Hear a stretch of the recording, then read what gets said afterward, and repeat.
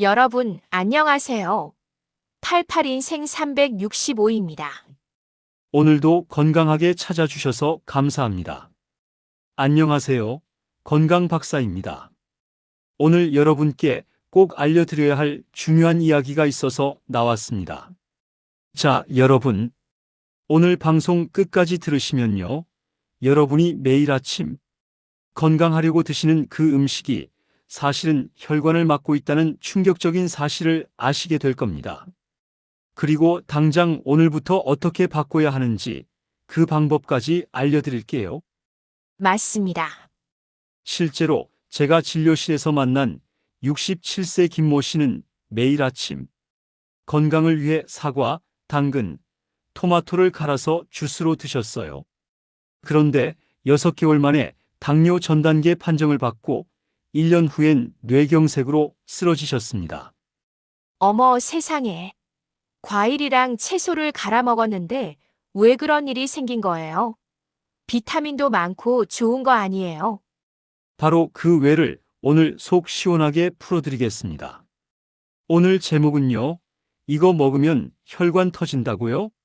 뇌졸중 부르는 배신자 음식 3가지입니다. 자, 그럼 박사님. 아까 그 주스 얘기부터 좀 자세히 해주세요. 저희 집도 아침마다 믹서기 돌리는 소리로 하루를 시작하거든요. 네, 많은 분들이 그러십니다. 일단 기본 원리부터 말씀드릴게요. 과일을 그냥 씹어 먹으면 약입니다. 그런데 갈아서 마시면 독이 될 수 있어요. 네. 같은 과일인데 씹으면 약이고 갈면 독이라고요. 이게 무슨 말씀이세요? 좋은 질문입니다. 과일을 믹서기에 갈면 어떻게 되죠? 섬유질이 다 끊어지고 잘게 부서집니다. 그러면 우리 몸이 이걸 어떻게 받아들이느냐? 설탕물로 인식합니다. 아니, 그럼 섬유질이 왜 그렇게 중요한 건가요? 섬유질은 혈당 조절의 핵심입니다. 2020 한국인 영양소 섭취 기준에 따르면 수용성 식이섬유는 포도당이 혈액으로 흡수되는 속도를 늦춰서 식후 혈당 수치를 정상으로 유지하도록 도와줍니다. 쉽게 말하면 섬유질이 당의 흡수를 천천히 만들어주는 브레이크 역할을 하는 거예요. 아브레이크 역할. 그럼 섬유질이 없으면요? 과일을 갈아 마시면 섬유질이 파괴되고 당만 빠르게 흡수되어 혈당을 급등시킵니다. 브레이크가 고장난 자동차처럼 당이 내리막길을 쌩하고 내려가듯 혈관으로 들어가는 거죠. 어머나. 그럼 과일 주스는 진짜 위험한 거네요. 맞습니다. 실제로 일산백병원 이은영 선임영양사의 연구에 따르면 과일의 식이섬유는 당뇨병 환자의 혈당 조절에 긍정적인 역할을 하며 일본 연구에서는 과일을 가장 많이 섭취한 그룹이 당뇨 망막병증과 뇌졸중 발병 위험이 가장 낮았습니다. 그런데 이건 제대로 된 과일을 먹었을 때 얘기예요. 아휴, 저 요즘 과일 많이 갈아서 시원하게 마셨는데. 이제 어떡하죠? 믹서기 버려야 하나요? 하하, 믹서기는 버리지 마세요. 국에 갈아 넣을 때도 쓰고 스무디 만들 때도 쓰니까요. 대신 과일은 그냥 씹어 드세요. 그럼 박사님, 구체적으로 어떻게 먹어야 하는지 알려주세요. 좋습니다. 한국영양학회에 따르면 과일 1회 섭취 기준량은 100에서 150지으로 성인 남자는 하루 4회, 성인 여자는 하루 2회 섭취를 권장합니다. 구체적으로는 사과 반 개에서 1개, 중간 사이즈 귤 2개, 딸기 5에서 10개 정도가 하루 권장량에 해당합니다. 아, 그럼 사과 한 개 정도면 되는 거네요. 그 정도야 할 수 있죠. 네, 그런데 여기서 중요한 게 있습니다.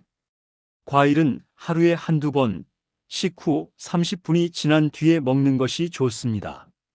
식사 직후에 바로 먹으면 혈당이 더욱 급격하게 올라갈 수 있거든요. 어머, 저 밥 먹고 바로 후식으로 과일 먹는데. 그것도 잘못이었네요.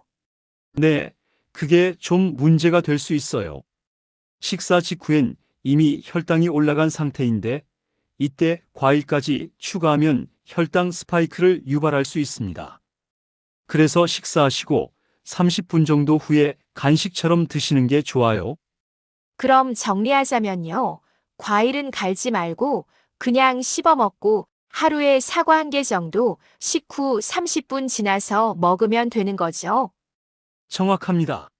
그리고 한 가지 더, 과일을 단독으로 먹는 대신 견과류나 그릭 요거트와 함께 먹으면 혈당이 빠르게 오르는 것을 막을 수 있습니다.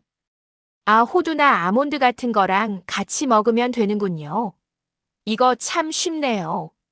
저 이제부터 과일 먹을 때 호두 한 줌 같이 먹어야겠어요. 그런데 박사님, 주스가 나쁘다는 건 알겠는데 TV에서 건강즙 광고 많이 하잖아요.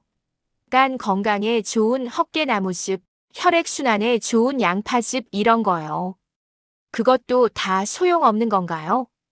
하하, 좋은 질문입니다. 건강즙도 결국 갈아서 만든 거니까 과일 주스와 같은 문제가 있습니다. 특히 농축액에 물을 타서 만드는 건강즙들은 섬유질이 거의 없고 보존을 위해 당분이나 첨가물이 들어간 경우가 많아요. 헉, 그럼 제가 비싼 돈 주고 사 먹는 건강즙들이 다 의미 없다는 거예요. 의미가 아예 없다고는 못하지만 차라리 그 돈으로 신선한 채소와 과일을 사서 그냥 드시는 게 훨씬 낫습니다. 영국 런던 대학교 연구팀의 조사에 따르면 과일 주스는 건강 개선 효과가 없었고 설탕 시럽을 함유한 과일 캔은 오히려 사망률을 17%나 높이는 것으로 나타났습니다. 세상에. 그럼 과일은 반드시 생과일로 통째로 씹어 먹어야 한다는 거네요. 맞습니다. 그게 첫 번째 혈관 지킴 수칙입니다. 자, 이제 두 번째 범인으로 넘어가 볼까요? 박사님, 아까 떡과 죽 얘기도 나왔는데 저희 어머니가 연세가 많으셔서 이빨이 안 좋으시거든요. 그래서 죽을 자주 드시는데 이것도 문제가 된다고요. 네, 안타깝게도 그렇습니다. 죽이나 떡은 소화가 잘 된다는 게 장점이면서 동시에 단점이에요. 어? 소화 잘 되는 게 왜 나쁜 건가요? 소화 잘 되는 게 좋은 거 아니에요. 소화가 잘 된다는 건 우리 몸이 빠르게 흡수한다는 뜻이죠. 떡과 면은 정제된 탄수화물이기 때문에 몸에서 흡수와 소화가 빨라 급격한 혈당 상승을 일으킵니다. 떡의 혈당 지수는 91로 매우 높고 재료를 으깬 죽도 재료를 으깨어 만들므로 당 지수가 높습니다. 아이고, 그럼 어르신들이 소화 잘 된다고 먹는 죽이 혈당을 확 올리는 거네요. 안타깝게도 그렇습니다. 떡은 흡수가 빠른 가루 형태를 압축해 만들어져 밥으로 먹을 때보다 혈당이 빨리 오릅니다. 쌀을 갈아서 꽉꽉 뭉쳐놓은 게 떡이니까요. 이건 마치 설탕 덩어리를 먹는 것과 비슷한 효과를 낸다고 보시면 됩니다. 와, 저 속 안 좋을 때 흰죽 먹으면 편하거든요. 그것도 문제예요. 죽은 일시적으로 속이 안 좋을 때는 괜찮아요. 그런데 매일매일 주식으로 드시면 문제가 됩니다.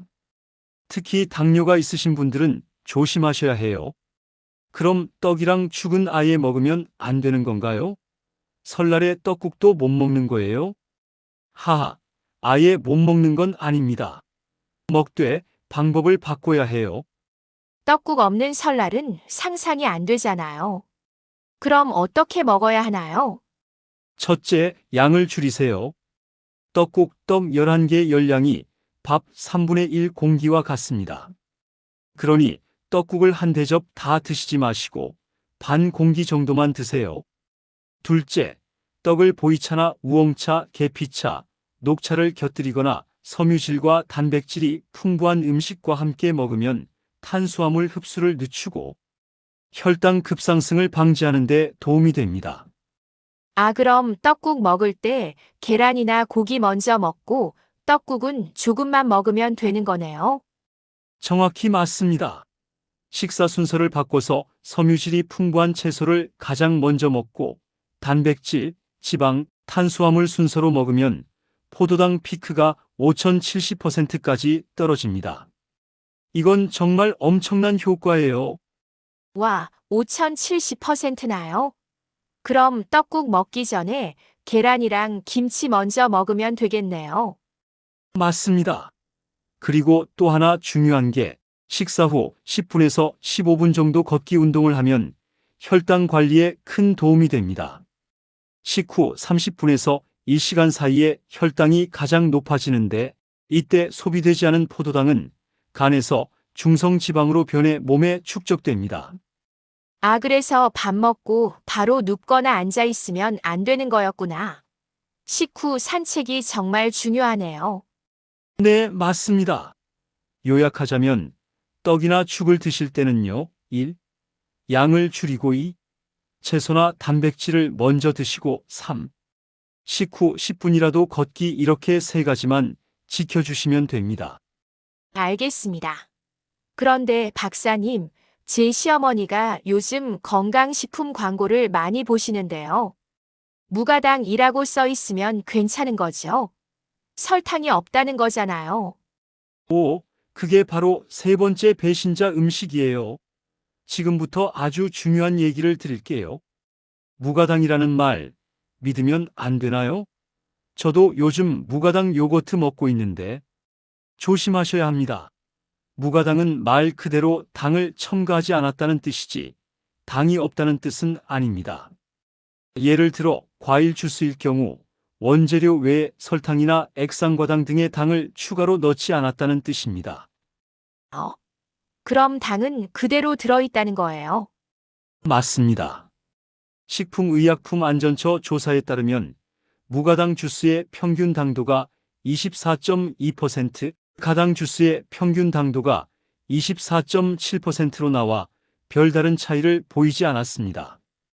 콜라는 100ml에 당분 함량이 10.7g인 반면 무가당 오렌지 주스는 12g 이상의 당분이 들어 있습니다. 헉, 그럼 무가당 오렌지 주스가 콜라보다 당이 더 많다는 거잖아요. 네, 그렇습니다. 과일 자체에 원래 있던 과당이 그대로 다 들어있는 거예요.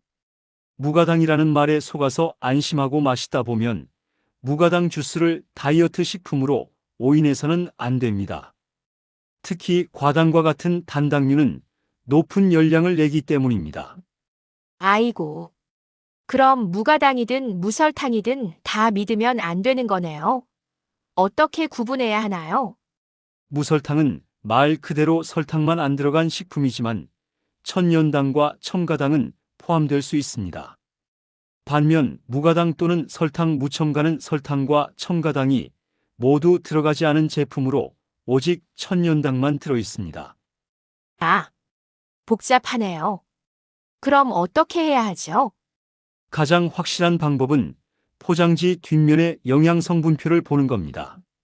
무가당이라고 써 있어도 당류 항목을 꼭 확인하세요. 만약 당류가 10g, 15g 이렇게 많이 적혀 있다면 그건 건강식품이 아닙니다. 알겠습니다.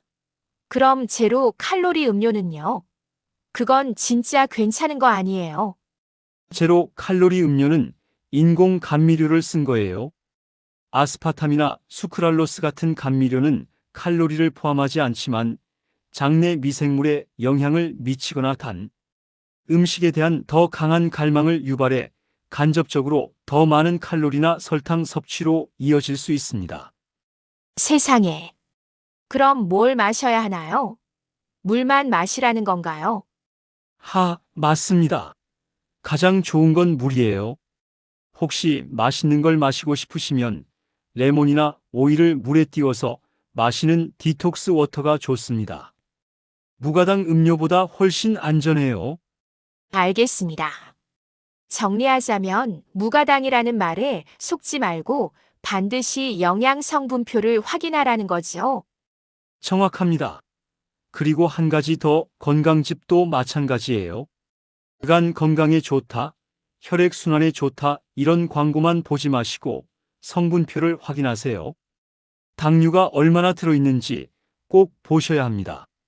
자, 이제 오늘 배운 내용을 정리해 볼까요? 박사님, 오늘 얘기를 세 가지로 요약해 주시죠. 좋습니다. 오늘 배운 혈관을 지키는 세 가지 수칙입니다. 첫째, 과일은 갈지 말고 씹어라.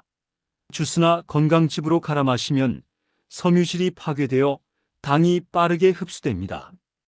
과일은 통째로 씹어 먹고 하루 사과 1개 정도가 적당합니다. 식후 30분 지나서 드시고 견과류와 함께 먹으면 더 좋습니다. 둘째, 떡과 죽은 식사가 아니라 간식으로 조금만. 떡과 죽은 소화가 빨라 혈당을 급격하게 올립니다. 먹을 때는 양을 줄이고 채소나 단백질을 먼저 드세요. 그리고 식후 10분이라도 꼭 걸으세요. 셋째, 무가당, 건강즙이란 말에 속지 마라. 무가당이라고 해서 당이 없는 게 아닙니다. 반드시 영양성분표에 당류 함량을 확인하세요.